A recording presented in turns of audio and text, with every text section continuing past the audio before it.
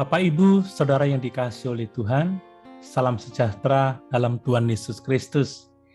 Mari kita merenungkan firman Tuhan dari Kitab Kejadian pasal 3 ayat 1-7.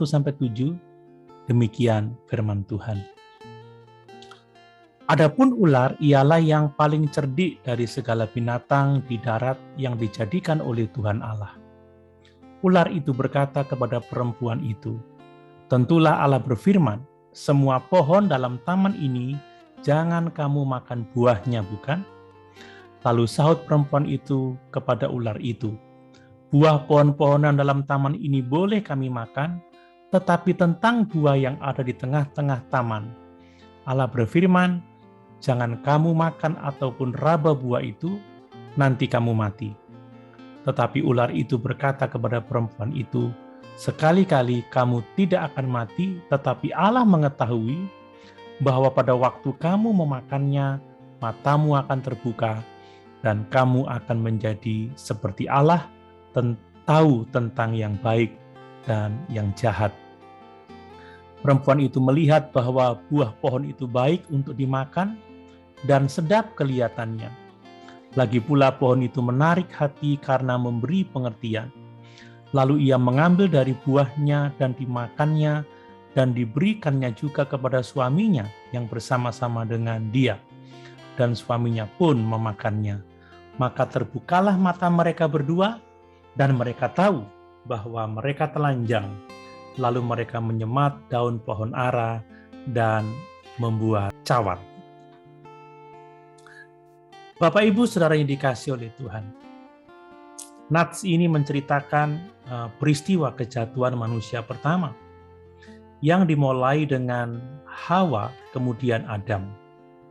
Melalui kisah ini Allah mau kita belajar bagaimana cara kerja kuasa gelap untuk menjatuhkan manusia dan respon negatif manusia yang tidak boleh kita lakukan.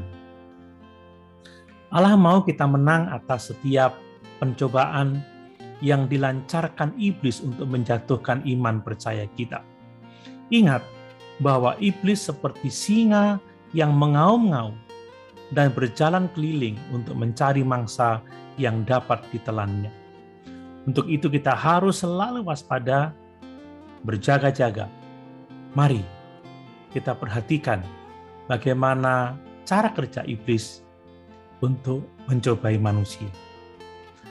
Dengan menipu manusia. Iblis menipu dengan menyatakan bahwa Allah tidak baik. Ia berkata, tentunya Allah berfirman, semua pohon dalam taman ini jangan kamu makan buahnya, bukan? Ini menunjukkan bahwa setan menipu manusia dengan mengatakan Allah itu tidak baik. Karena semua pohon dalam taman itu tidak boleh dimakan buahnya. Inilah cara iblis menipu kita dengan menyatakan bahwa Allah itu tidak baik. Kain menganggap Allah tidak baik karena tidak mau menerima persembahannya, sehingga Kain memberontak kepada Allah dengan membunuh Habel adiknya. Bangsa Israel bertengkar dengan Allah karena menganggap Allah tidak baik.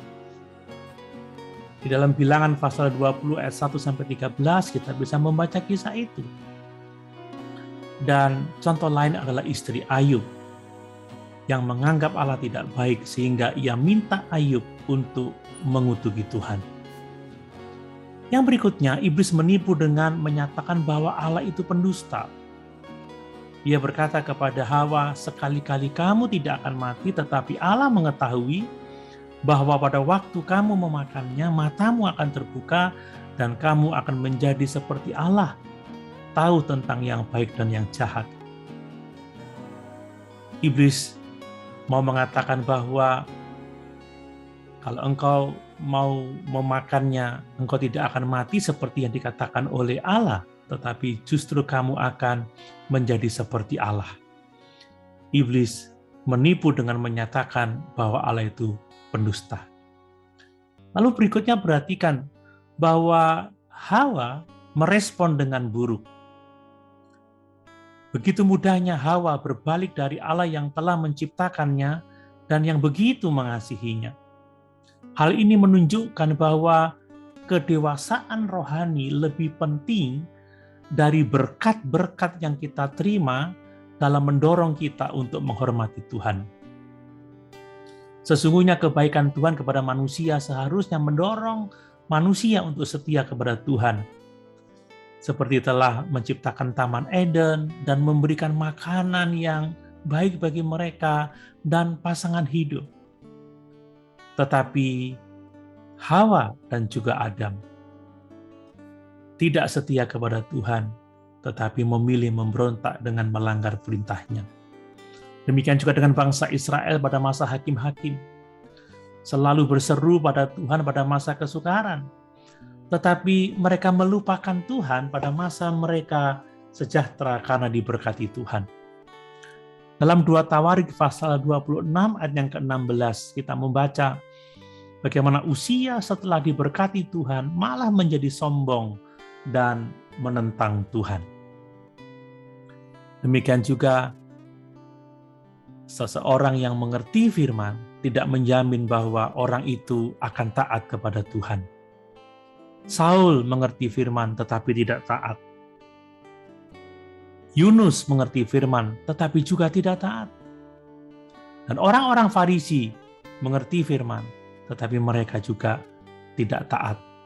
Demikian juga mengerti kengerian penghukuman Allah juga tidak menjamin manusia untuk menghormati Allah. Justru banyak orang semakin berbuat dosa padahal mereka tahu bahwa ada penghukuman atas orang yang terus hidup di dalam dosa. Nah, bagaimana kita bisa menang atas pencobaan iblis? Yang pertama adalah jangan tertipu. Jangan mau kita dibujuk untuk berpikir bahwa Allah itu tidak baik. Ketahuilah bahwa Allah itu baik, teramat baik, yang telah memberikan anaknya yang tunggal untuk menebus dosa-dosa kita. Tuhan Yesus baik. Dia telah menyerahkan nyawanya bagi kita untuk keselamatan jiwa kita. Yang kedua, jangan hanya menuntut berkat agar taat. Kita salah. Tetapi kita harus taat kepada Tuhan. Maka kita akan menikmati berkat-berkat-Nya. Haleluya. Tuhan Yesus memberkati.